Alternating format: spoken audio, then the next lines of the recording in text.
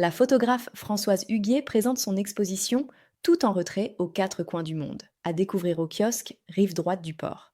Du haut de ses 82 ans, la photographe revient sur une carrière avec le monde comme territoire de rencontre.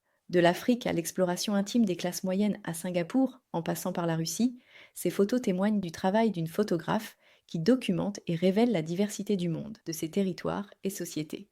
Un parcours qui ne peut que laisser admiratif. Jugez-en par vous-même.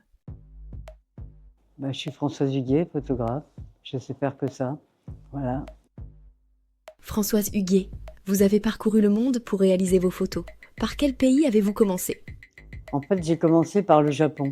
Je voulais tourner au Cambodge parce que, comme vous savez peut-être pas, à l'âge de 8 ans, j'étais prisonnière par les Viet Minh au Cambodge, mon frère et moi, pendant 8 mois dans la jungle. Donc j'ai voulu y retourner. Donc j'ai tourné autour parce qu'il y avait les Khmers rouges et on ne pouvait pas aller au Cambodge. Donc j'ai commencé par le Japon et puis après en Indonésie, en Thaïlande, en Birmanie à l'époque, dans les années 80, qui était un pays que j'adorais. Parce que j'ai descendu l'Irrawaddy et puis allé jusqu'à la frontière de Chine.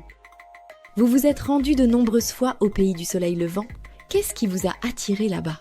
J'étais plusieurs fois au Japon et parce que les gens avaient tendance à dire que le Japon c'était américanisé et en fait pas du tout. Et puis surtout j'adorais le cinéma. En fait le cinéma m'a énormément influencé parce que Kurosawa, j'ai rencontré, j'ai photographié, Oshima, tout ça, c'est tous les grands cinéastes japonais et ça m'a influencé pour partir aussi au Japon. Pourquoi visiter tel ou tel pays? Comment vous organisiez-vous? En général, je partais, c'est moi qui décidais. Alors, soit je trouvais de l'argent, soit il y avait des bourses, soit c'était des magazines, effectivement, je leur proposais et qui me disaient OK. Mais ils ne donnaient pas beaucoup d'argent. Hein. Qu'est-ce qui vous a poussé à découvrir d'autres horizons? Après le Japon, j'ai un ami qui était anthropologue, qui allait souvent au Mali. Moi, je lui disais qu'au Japon, il y avait, en japonais, il y avait la langue des femmes et la langue des hommes. Il me dit, mais tu sais, en Bambara, au Mali, il y a la langue des hommes et la langue des femmes. Et puis donc j'étais au Mali et j'ai été pour Rock and Folk et j'ai été photographié Mori Kanté et Salif Keita parce que j'y connaissais rien en musique. Hein. Et c'est comme ça que j'ai commencé à connaître la musique. Et par les musiciens que j'ai suivis, j'ai appris toute la culture, toute l'histoire du Soudan, de l'histoire mandingue, etc. Puis avec les musiciens, l'avantage c'est que je pouvais aller photographier chez les gens, chez les prostituées, etc. Donc ça me permettait de faire des photos que j'aurais pas pu faire en tant que femme blanche. Vous êtes souvent retourné en Afrique. Quels souvenirs en gardez-vous? Le Mali, j'y suis retourné souvent. Et puis j'ai créé la Biennale de Bamako. En 91, il y a eu le coup d'État contre Moussa Traoré, qui avait fait un coup d'État contre Modibo Keïta, qui avait fait l'indépendance.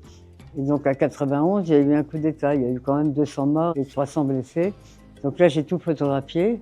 Et à Libération, quand j'ai dit je vais partir au Mali, on m'a dit écoute, à mon avis, le coup d'État se fera pas. J'ai dit écoute, moi je pars. Et puis s'il y a le coup d'État, vous me remboursez le billet. Il y a eu le coup d'État, ils m'ont remboursé le billet. Et le journaliste qui devait venir de Libération, l'aéroport était fermé. Donc c'est moi qui ai fait le tac. Et il y a une photo qui est très fameuse, que j'aime beaucoup. On voit la morgue, justement, avec une trace de sang, comme ça, en noir et blanc.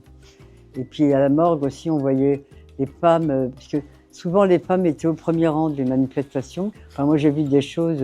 Et puis il y avait le beau-frère aussi de Moussa Traoré, qui lui a été brûlé au-dessus de l'hôpital de Gabriel Touré.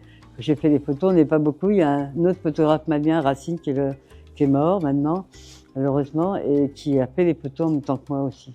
On était très peu à faire les photos. Même le journaliste de l'AFP, qui était à Dakar, n'est même pas venu, quoi. Donc les photos, c'est assez rare. Ces photos-là de 91 sont assez rares. Quels autres pays avez-vous également visités? La Russie, beaucoup. J'ai été effectivement en Finlande aussi. J'étais en Finlande, j'ai été en Angleterre, en Écosse, évidemment, en Irlande. Mais c'est surtout la Russie. J'étais dans la Russie jusqu'au-dessus du cercle polaire pendant 6 mois, quoi.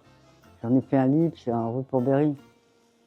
Et c'est un des moments de ma vie que j'ai trouvé. Enfin, c'est un des voyages qui m'a le plus passionné, quoi. Que recherchez-vous dans vos reportages? Quelle est votre motivation principale?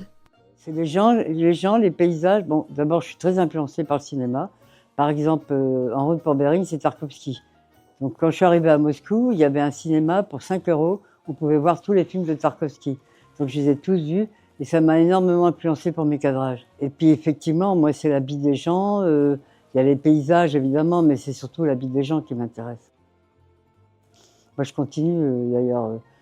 Pour le Grand Paris, j'ai fait 45 familles près des futures gares. À Deauville, j'ai fait les logements sociaux aussi. Moi, c'est la vie des gens qui m'intéresse aussi. C'est ça.